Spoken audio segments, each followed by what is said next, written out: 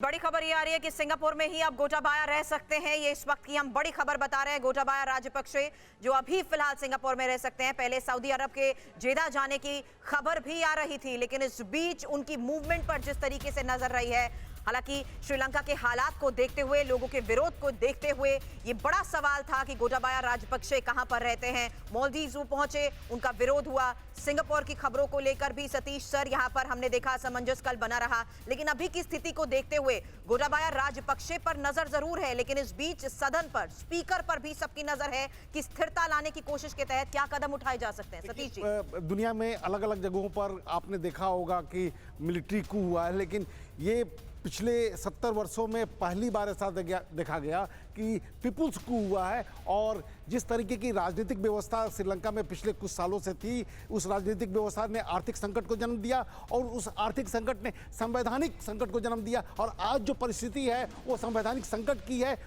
Complete anarchy है, क्योंकि जिस तरीके से राष्ट्रपति का चुनाव हो रहा है वो भी अपने आप में संदेहास्पद है। इसलिए है क्योंकि प्रधानमंत्री नहीं, वो ये जो प्रोसेस अपनाया जा रहा है कि एक ने रिजाइन किया, फिर क्या ये वैधानिक लग रहा है? आप बिल्कुल वैधानिक, क्या ये डेमोक्रेटिक लग रहा है? जो श्रीलंका के संविधान के विशेषज्ञ हैं उनकी भी बात, उनकी टिप्पणी और आप पढ़ लें या समझ लें तो जो राष्ट्रपति है, जो आउटगोइंग राष्ट्रपति है, वो किसी भी राष्ट्रपति को नहीं, तो इसका मतलब कि क्या ये समझा जाए कि एक एनार्की से निकल के एक दूसरी एनार्की, मतलब going through one anarchy to another anarchy, क्या उस सिचुएशन में श्रीलंका की पॉलिटिक्स बढ़ रही है? हम लौटेंगे उसी तरीके से श्रीलंका आगे बढ़ रही है। ठीक है, एक और अपडेट, रानिल विक्रमसिंघे जल्द दे सकते हैं कार्यवाहक राष्ट्रपति पद की शपथ। नए राष्ट्रपति के चुने जाने तक रहेंगे श्रीलंका के कार्यवाहक राष्ट्रपति। गोटाबाया के भागने के बाद पब्लिक रानिल के भी खिलाफ नजर आ रही है।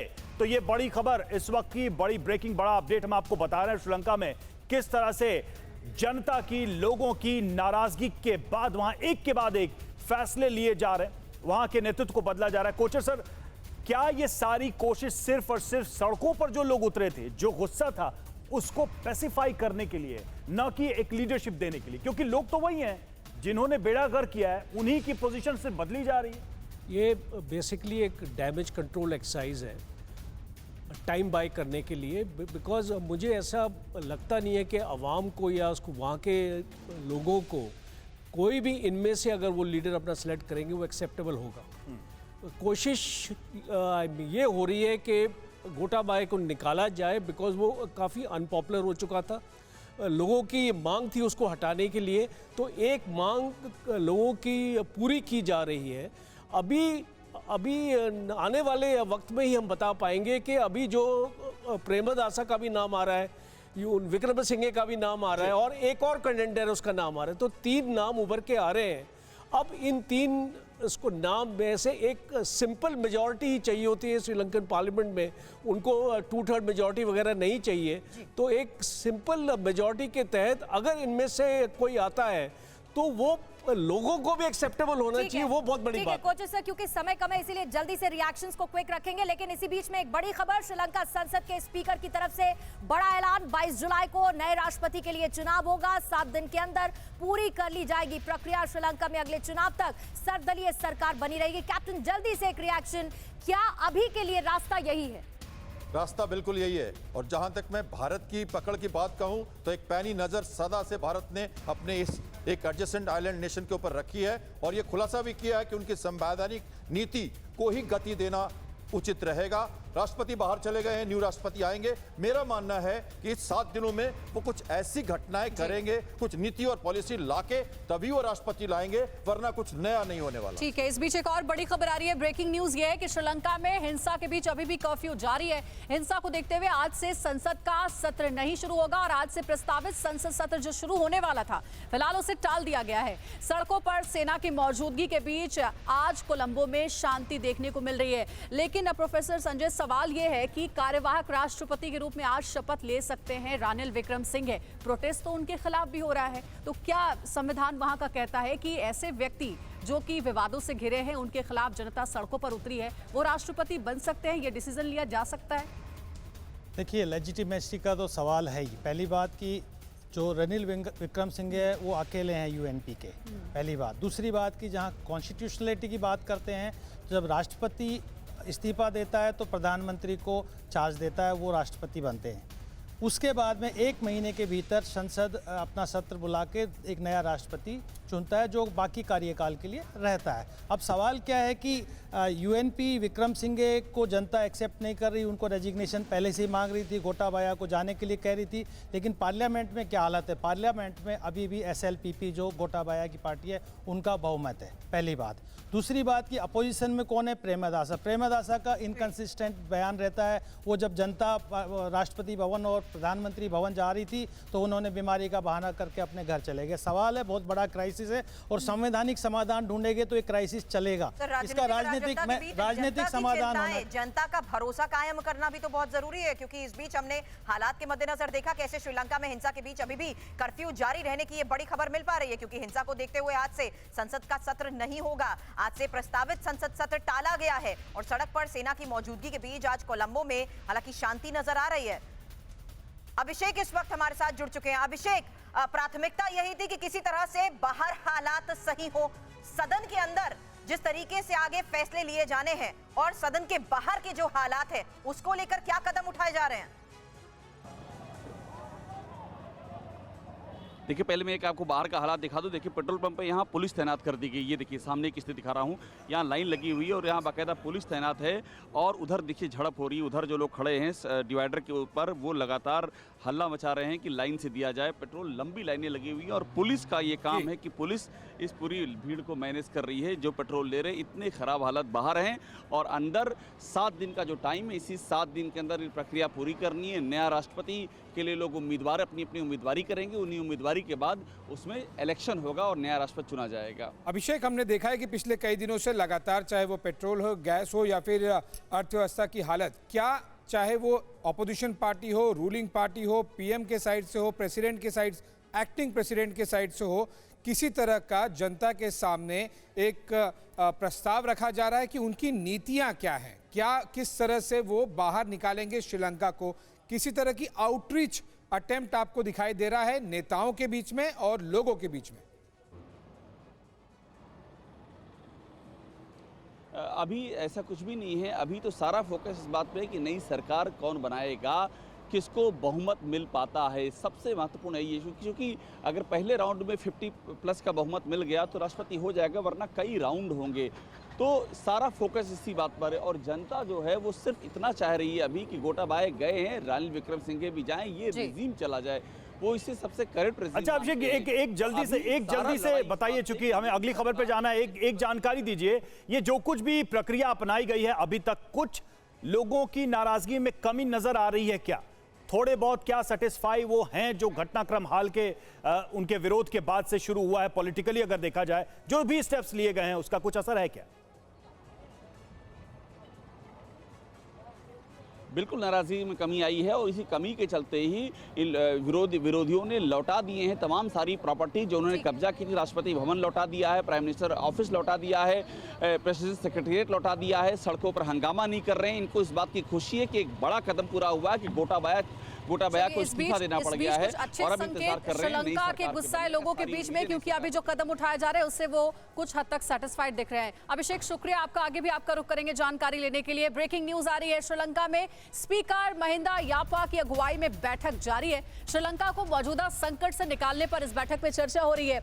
ऑल पार्टी सरकार में साजिद प्रेमदासा पीएम हो सकते हैं, उनका नाम सबसे आगे चल रहा है।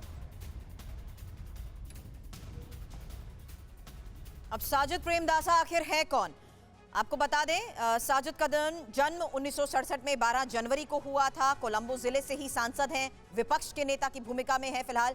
श्रीलंका के पूर्व राष्ट्रपति रणसिंघे प्रेमदासा के बेटे हैं। राष्ट्रपति रहते हुए पिता रणसिंघे की हत्या हो गई थी और हम्बनटोटा जिले का प्रतिनिधित्व करते हुए यूएनपी में भी शामिल हुए। साथ ही 2000 में सांसद बने, 2001 में स्वास्थ्य उपमंत्री की भूमिका निभाई, 2019 में राष्ट्रपति का चुनाव लड़ा और गोटाबाया राजपक्षे से हार गए। लेकिन सर, इस वक्त की स्थिति को देखते हुए क्या ये बहुत जरूरी हो चुका है कि श्रीलंका के आर्थिक संकट से ज्यादा आम लोगों के बीच जो सुविधाएं पहुंचाना पहली प्राथमिकता होनी चाहिए, उसके लिए क्या कदम उठाए जाए? बिल्कुल सही।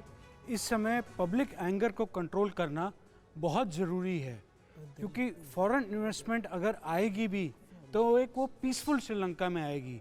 अगर ऐसे ही विद्रोह, सड़कों पे नारेबाजी, पथराव चलते रहे तो फॉरेन पावर्स जो इंटरनेशनल फंड्स हैं वो श्रीलंका में इन्वेस्ट नहीं करेंगे। लोग सड़क पर नहीं है, लेकिन लोगों की लंबी कतार, खाने पीने की तो चीजों को इसके लेकर, लिए फ्यूल को लेकर, लोगों गैस को को लेकर। सेटिस्फाई करना है, उसके लिए कई कंट्रीज का रोल आता है। इंटरनेशनल मॉनेटरी फंड है, वो रिसोर्सेज पहुंचाएंगे श्रीलंका को ताकि धीरे धीरे करके इकोनॉमी वापस अपनी ट्रैक पे आना शुरू करे। कुछ जो ऐसे फैसले राजपक्षे ने लिए थे उनको रिसेंड करना पड़ेगा। डेफिनेटली जैसे कि बीते 10 सालों में ऐसी बहुत सारी चीजें हुई पॉलिसी जिनको है, हम काउंट कर जैसे सकते कि हैं, जिसकी ऑर्गेनिक वजह से फार्मिंग एक बहुत बड़ी श्रीलंका के इम्पोर्टेंट ये हालात बनते हुए नजर आए। कोच सर, ये हालात बन चुके हैं। अब जो पहले रास्ता नजर आ रहा था कि सर्वदल बैठे, एक नेता उसमें से चुना जाए, अब उस प्रक्रिया की तरफ हम आगे बढ़ेंगे। लेकिन कुल मिलाकर श्रीलंका के लिए जो संकट है वो एक बहुत व्यापक तौर पर नजर आता है। अगर मैं सिर्फ फर्स्ट 3 स्टेप्स की बात करूं, वो क्या हो सकता है? फर्स्ट स्टेप होगा कि उनको अपनी ये जो ऑर्गेनिक फार्मिंग पॉलिसी है इसको वापस लेना पड़ेगा। फार्मर्स को खेतों में वापस जाना पड़ेगा। केमिकल फर्टिलाइजर्स को जो एक्सपोर्ट इन लोगों ने बंद किया था उसको दोबारा से स्टार्ट करना पड़ेगा। दूसरा, श्रीलंका के जो फॉरेन एक्सचेंज रिजर्व्स हैं वो आज की डेट में $25 बिलियन हैं और रोज का $1 बिलियन उनका खर्चा है। तो 25 दिन के लिए श्रीलंका अपना चल सकता है और आगे तो बहुत ज़रूरी रहेगा कि IMF उनको एक बेल आउट पैकेज दे, तो वो बेल आउट पैकेज को उम्मीद रख सकते हैं।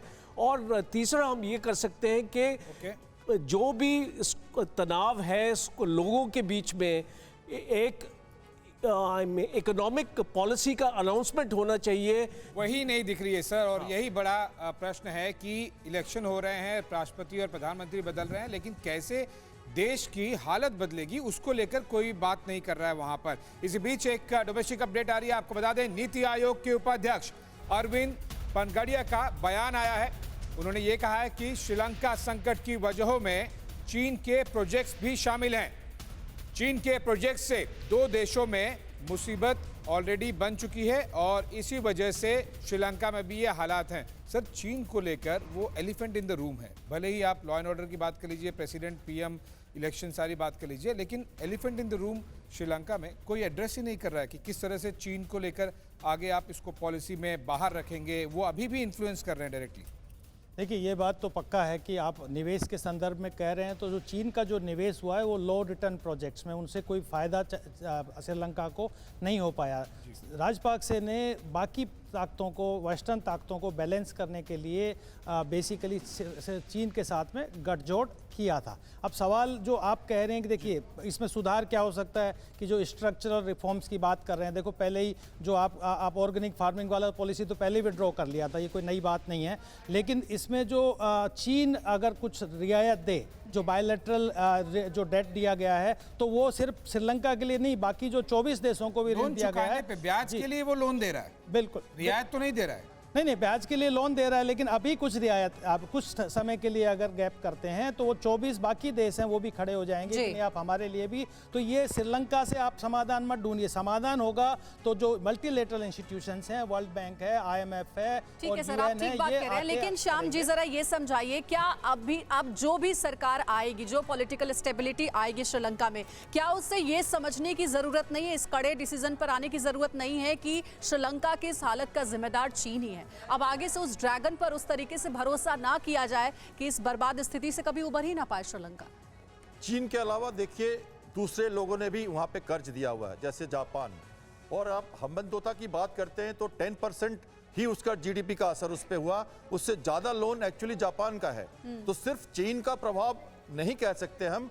चीन की जो एक पकड़ है चाइना पे, एक जो स्टिंग और पल्स के हिसाब से वो पोर्ट्स की और उसके हार्बर की और अपनी चीन का जो लोन है वो तो एक ट्रैप की तरह, एक लोन होता है कि किसी की इकोनॉमी में आप इन्वेस्ट कर रहे हैं मदद के लिए, लेकिन जब आप उसको ट्रैप बनाते हैं, मैं सिर्फ इस एग्जांपल से चाहता हूं कि आप इस बात को कंक्लूड करिए कि श्रीलंका की सरकार ने अप्रोच किया चीन को कि आपका हम लोन रीपे करें, जरा इसको रीस्ट्रक्चर कर लीजिए ताकि हम आसानी से कर सकें। चीन ने कोई रिस्पॉन्स नहीं दिया। देखिए एक सर्वे किया मतलब चीन ने कहा कूदो, और जब कूदने गए तो हम बचाने नहीं आएंगे। पिछले कुछ महीने पहले एक थिंक टैंक का रिपोर्ट आया था और इस रिपोर्ट में बड़े ही बेबाकी से इस बात की चर्चा थी कि श्रीलंका में करप्ट प्रैक्टिसेस जब से चीन आया और चीन के पहले 3 गुना बढ़ा है। तो चीन पहले करता क्या है कि किसी भी देश में, चाहे वो मलेशिया हो, चाहे श्रीलंका हो, पाकिस्तान हो, वहाँ के इंस्टीट्यूशन को तोड़ता है, चाहे वो आर्थिक इंस्टीट्यूशन हो या पॉलिटिकल इंस्टीट्यूशन हो, और उनको नहीं तो क्या चीन के को अभी भी कवर अप मिला हुआ है वहां के पॉलिटिकल क्लास से? क्योंकि चीन के खिलाफ लोगों की नाराजगी सड़कों पर नहीं दिख रही, सीधे राष्ट्रपति की पूरी तरफ। तरह से मकर जाल में श्रीलंका और तमाम ऐसे छोटे देश फंसे हुए हैं और उसे निकलने की उनमें कुवत भी नहीं है। चीन उनको पूरी तरह से ट्रैप किए हुए हैं।